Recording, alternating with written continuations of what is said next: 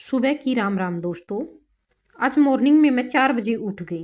वैसे तो मैं हर रोज़ 7 बजे उठती हूँ, लेकिन आज मैं शाम को जल्दी सो गई थी। इसलिए सिर्फ 4-5 घंटे की नींद के बाद मेरी आंखें अपने आप ही खुल गई। 3:30 बजे लगभग मेरी आंखें खुल गई थी। थोड़ी देर मैं बिस्तर पर ही लेटी रही, लेकिन 4:30 बजे मैं खुद को पुश किया और फिर उठ गई।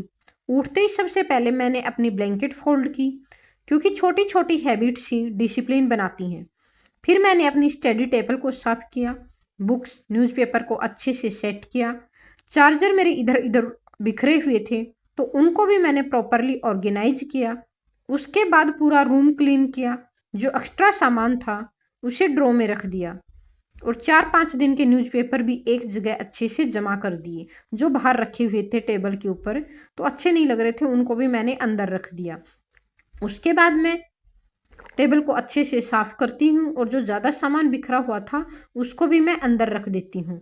दीवार वगैरह यहाँ पे थोड़ा बहुत जाला लगा हुआ था, तो मैंने उसको भी साफ कर दिया, और जितना भी एक्स्ट्रा सामान था उन सबको मैंने अंदर रख दिया, ताकि मुझे स्टडी करते टाइम ज़्यादा कन्फ्यूजन ना हो चीज़ों को ढूंढने में। और ज़्यादा भीड़ भाड़ होती तब अच्छा नहीं लगता, एक नेगेटिविटी सी आती है तो माइंड में।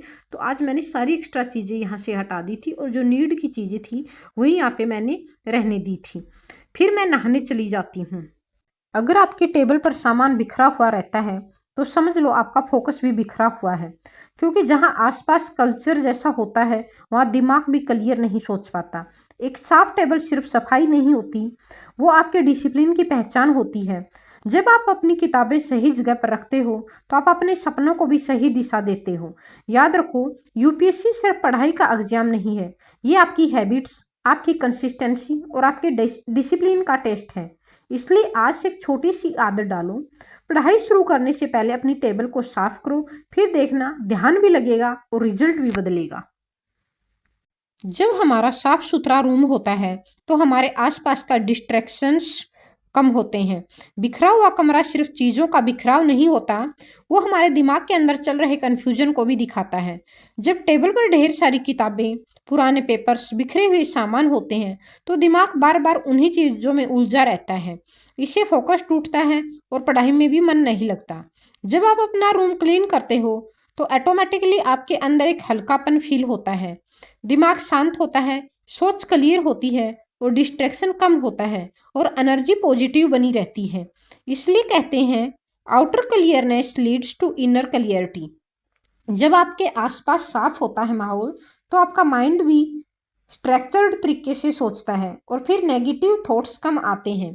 और रूम को अच्छे से साफ करने के बाद मैं अपने नेक्स्ट स्टेप पर जाती हूँ, खुद को फ्रेश करने के लिए। मैं नहाने चली जाती हूँ, ब्रश करती हूँ, नहाती हूँ और पूरी तरह से फ्रेश हो जाती हूँ, क्योंकि सिर्फ सराउंडिंग का क्लीन होना ही इनफ नहीं है, खुद का फ्रेश होना भी उतना ही ज़रूरी है।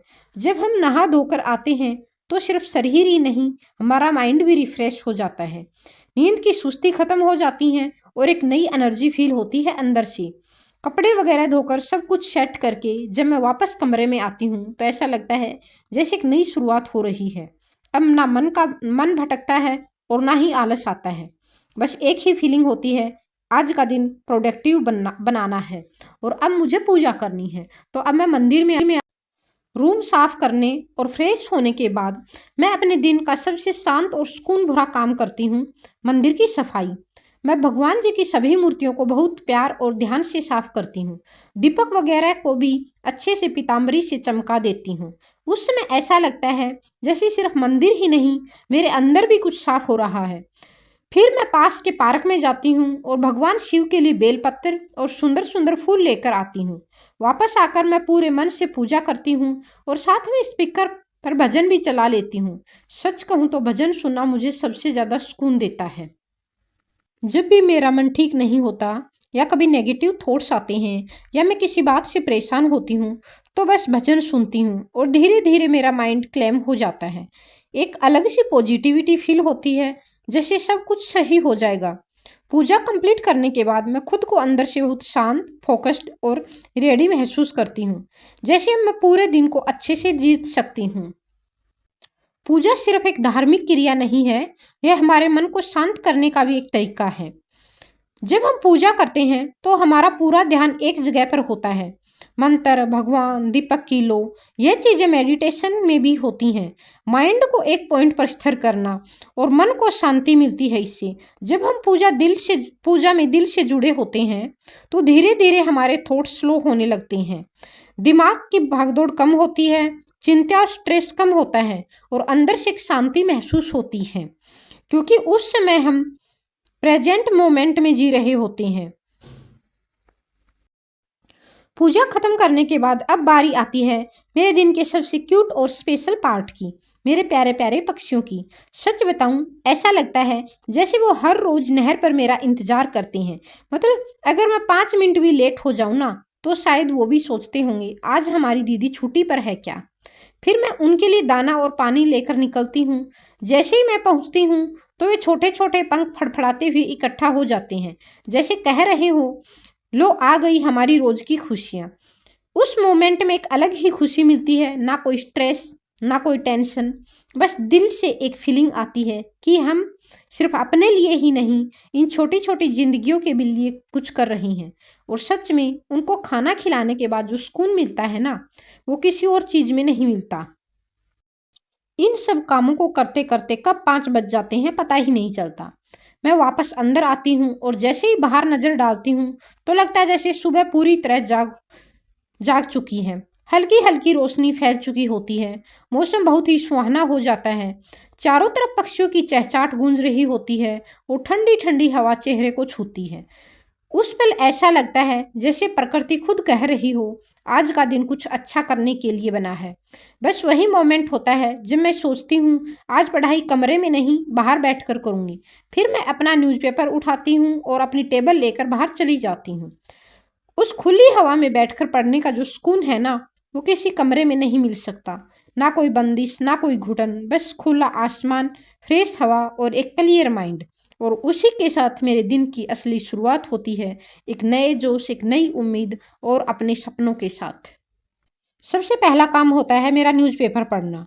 सच बताऊं, न्यूज़पेपर वाला जो पोर्शन होता है ना, ये थोड़ा मुझे डिफ़िकल्ट लगता है। तो इसे मैं उठते ही सबसे पहले इसी को ख़त्म करने की कोशिश करती हूँ। 2 न्यूज़पेपर मैं हर रोज़ पढ़ती हूँ, Dainik Bhaskar, the Indian express. मैं कोशिश करती हूँ कि हर रोज़ सुबह इंडियन एक्सप्रेस और जागरण दोनों पढूँ। एक तरफ इंग्लिश इम्प्रूव होती है और दूसरी तरफ अपने देश दुनिया की समझ भी बढ़ती है। लेकिन कभी कभी ऐसा भी होता है कि हेडलाइन पढ़ते पढ़ते ही दिमाग सोचने लगता है, अरे ये यूपीएससी में आ सकता है, ये भी इम्पोर्टेंट है। और फिर अचानक मैं स्टूडेंट से एनालिस्ट बन जाती हूँ। हवा ठंडी हवा चल रही होती है, पक्षियों की आवाज़ आ रही होती है और मैं बाहर बैठकर न्यूज़पेपर पढ़ रही होती हूँ। उस मोमेंट में एक अलग ही फीलिंग होती है, ना कोई प्रेशर ना कोई डिस्ट्रैक्शन, बस मैं और मेरा सपना और उस सपने की तरफ बढ़ता हुआ एक छोटा सा स्टेप। क्योंकि ये सिर्फ न्यूज़पेपर पढ़ना नहीं है, ये हर दिन को अपने गोल के थोड़ा और करीब ले जाने का तरीका है। यूपीएससी के लिए आपको जो न्यूज़ पढ़नी चाहिए वो नेशनल न्यूज़ हैं। इसमें गवर्नमेंट की स्कीम्स, सरकारी योजनाएं, parliament bills, acts, supreme court and high court के जजमेंट, ये जीएस पेपर 2 के लिए बहुत ज़्यादा इंपॉर्टेंट होती हैं। इसके अलावा इंटरनेशनल न्यूज़ के अंदर आप इंडिया के रिलेशन, जैसे इंडिया और यूएसए के रिलेशन, इंडिया चाइना के रिलेशन, इम्पोर्टेंट ऑर्गेनाइजेशन जैसे यूएन, डब्ल्यूएचओ, आईएमएफ आदि, युद्ध, समझौते, ग्लोबल इश्यू, ये प्रीलिम्स और मेंस दोनों में काम आता है। इसके अलावा इकोनॉमी की जो न्यूज़ होती हैं उसमें budget, economy survey, inflation, GDP, banking, RBI policies, ये जीएस पेपर 3 के लिए काफ़ी इंपॉर्टेंट होता है।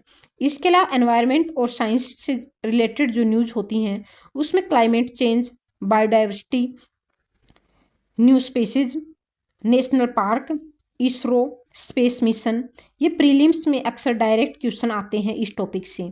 इसके अलावा आप एडिटोरियल और ओपिनियन पेज भी पढ़ना चाहिए आपको, ये सबसे इम्पोर्टेंट होता है। इससे आपको मिलता है आंसर राइटिंग का कंटेंट और बैलेंस्ड ओपिनियन।